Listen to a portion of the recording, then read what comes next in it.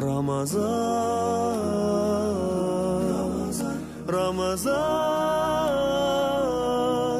hoş geldin Ramazan. Damşı keyzet ұсынады. Әхлән Рамадан.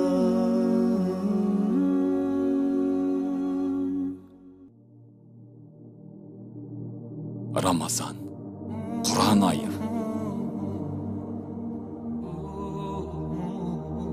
Мұсылмандар үшін мүбәрәк саналатын Рамазан айы. Раббыңның қолдарына нәсіп қылған құрметті айы. Күндізі көркем, түні де тым абзал ай. Бұл ай күндізінде қасиетті Құранды хатым қылып, түнінде тізе бүгіп, тарауихты оқитын тақуа пенделердің күнәлары кешірілетіндігімен кемел. Бұл ай Мұхаммедтің Алланың оған игілігімен сәлемі болсын. Үммет үшін Құранның түсірілуімен қадірлі де қымбат. Рамазан сондай бір ай. Ол айда адам баласына тура жол және ақ пен қараны айыратын дәлел түрінде Құран түсірілді. Бақара сүресі 185 аят. Құран оқу ең үлкен құлшылықтардың бірі.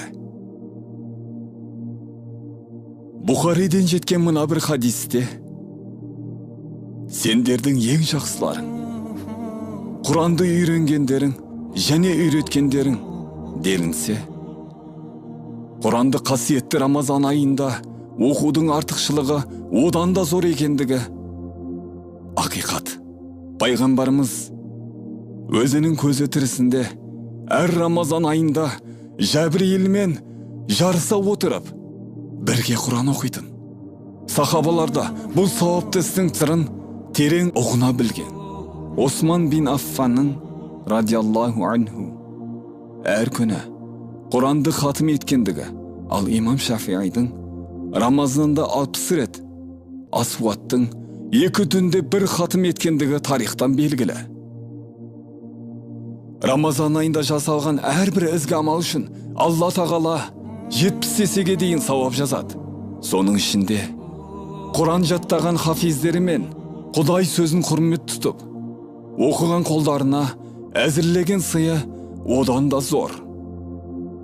Бұған хадисте келген мына бір аят анық дәлел. Кімде-кім Алланың кітабынан бір әріп оқыса, бір сауап, ал бір сауап 10 сауапқа тең. Алиф, ләм, мим бір әріп деп айтпаймын. Алиф бір әріп, ләм бір әріп, мим бір әріп.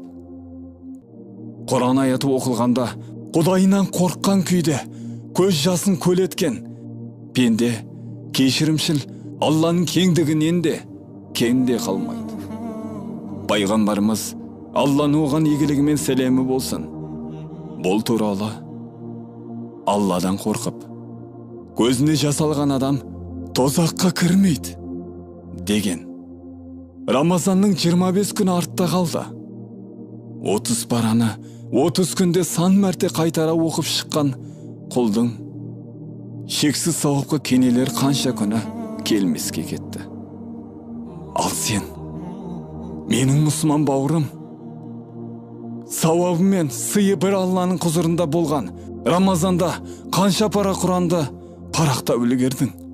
Әр әрпін әдемі оқуға тілің келмегендігі үшін қанша күн қиналып, шынайы құлшылық еттің? Ал сен білесің бе? Пайғамбарымыздың Алланың оған игілігімен сәлемі болсын, мынандай олы сөздері бар: Құранды шебері оқуға машықтанған жан Құранды жазуға тағайындалған мәртебелі періштелермен бірге болады. Ал Құранды оқығанда кекештеніп қиналса 2 сауап алады. Иә, Алла мұндай пенделерін 2 бірдей сыйымен сүйіншілейді. Құран оқып, оны көкірекке түйіндеген үшін, тілі келмесе де тырысқандық үшін, Алланың сөзін сағаттап тыңдап, аятына амал ете білген пенденің де шынайы пейілі кайырсыз калмайтындыгы хак. Олай болса, Құранды оқуға шамасы келмегендер қортыңдап болса да құлшылық етсін. Қашан Құран оқылса, оған құлақ салыңдар да үндемеңдер. Осылайша рахымға бөленерсіңдер. Ахраб сүресі 204 аят. Ендеше бауырлар, Алланың мейірім мархаматына бөленетін мүмкіндікті мейлінше молынан пайдаланыңыздар. Алланың елшісі, Алланың оған игілігімен сәлемі болсын. Құран оқыңыздар. Ол қиямет күні иесіне шапағат етеді деп өсиет еткен. Қияметте өзі оқыған Құраны шапағатқа шомылдырып, сауапты амалдары жәннаттан сарай салдырған пенделерден жазсын.